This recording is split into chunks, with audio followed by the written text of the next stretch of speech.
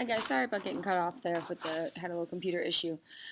So just to pick up the discussion here about the local culture, how culture is regionalized locally, we've got a core, a domain, and a sphere of influence. This is just no different than an analysis, really looking at the functional regions that we discussed before, where the core is obviously the area of the node of the culture, the domain is an area that's influenced by the culture, and the sphere of influence is going to be the generalized region whereby that culture is experienced. Giving us a little more specific definitions here. The core is the zone of greatest homogeneity, homogeneity, of course, being the sameness of culture traits that characterize a region. Now, an example of this goes back to those perceptual regions that we learned about in Unit 1. Again, very careful here that this is a generalization. Those quote-unquote perceptual or conceptual regions of the United States, you could argue here that if we were going to talk about let's say the South. Someone might make an argument that areas in Alabama, maybe perhaps they'd say well, that's an area of the core of the South. In other words, an area of just more consistent homogeneity. These are largely, again, this is not a very scientific measurement in that there's no specific measure, there's no specific quantifiable number here associated with this, but just a generalized concept that a core would be the area of greatest homogeneity. Domain is the area outside of the culture region in which the culture is still dominant but less intense. Obviously, we're seeing the direct influence here of distance decay. The farther we get from the node, the lesser the influence of this. And then, of course, the sphere of influence is the zone of outer influence. And as I just mentioned there, this is the application of distance decay. The farther we get from the node, the less it influences. So this is just sort of a measurement of how we could regionalize, how we could measure, how we could draw similarities across regions using culture as our mechanism for discussion.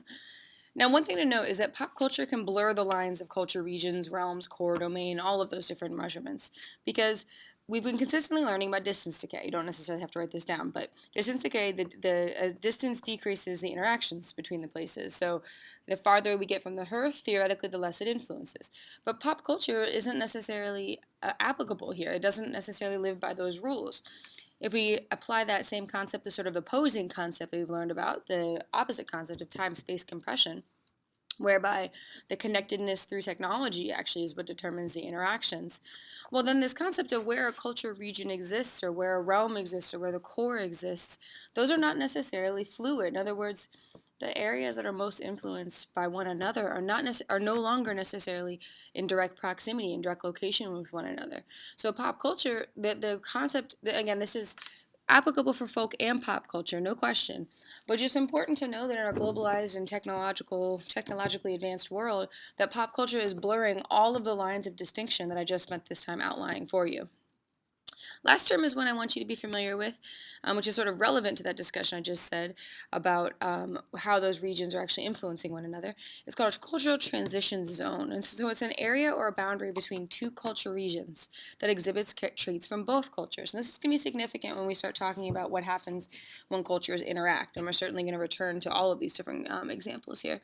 Some of the key examples in the United States, the southwestern region. So southwestern United States through northern Mexico, and definitely a cultural transition zone between Latin America and the United States. And so this is exhibited through diet. This is exhibited through the prevalence of Spanish. This is demonstrated through the large concentration of Catholics, which is the primary denomination of Christianity in Latin America. So clearly an interaction that's driven by migration here. Poland, and you got a map here on the bottom right of our European map. Poland is considered a cultural transition zone between Eastern Europe and Western Europe because all of those countries, my World History 2 scholars know that Russia and what is formerly known as the Iron Curtain of the Soviet Union. So we've got Estonia, Latvia, Lithuania, Belarus, Ukraine, Moldova, Romania, Bulgaria, all of those countries that were formerly components of the Soviet Union and under the Soviet Union's influence. Well, certainly those characteristics still remain in the East. For many of those places, the economy is still very stunted as a result of the policies of the Soviet Union.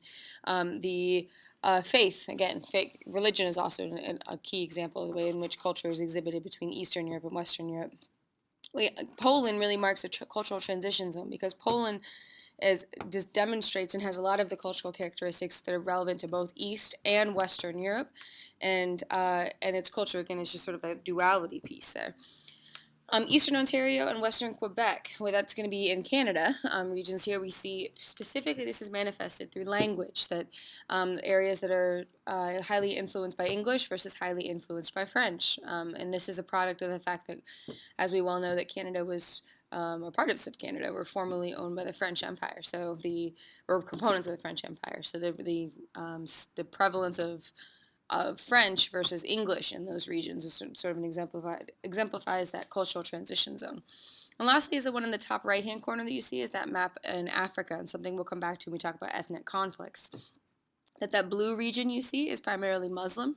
Our historical studies of the spread of Islam will help us see that Islam came out of Mecca and Saudi Arabia and spread through the Trans-Saharan trade route all the way across North Africa. So those northern African countries are all part of the Muslim, or all under primarily Muslim, whereas these sub-Saharan region are primarily Christian, and that's that. And primary is I'm loosely using that term because there's a tremendous amount of religious diversity in both of those regions. But what we are seeing in modern day is a tremendous amount of conflict between regions that are trying to apply a strict adherence to Sharia law and which is law that is based upon the Quran, and unfortunately, as you notice in many of those countries, you can see it through Nigeria all the way across through Sudan, is that there are areas in which the same country has a Muslim north and a Christian south, and those are often at odds with one another, and something that we're going to study at length in the coming weeks. All right, that's it. Here are your analysis questions. And thank you all for your patience with me in this split flip video of 3.2 part 2.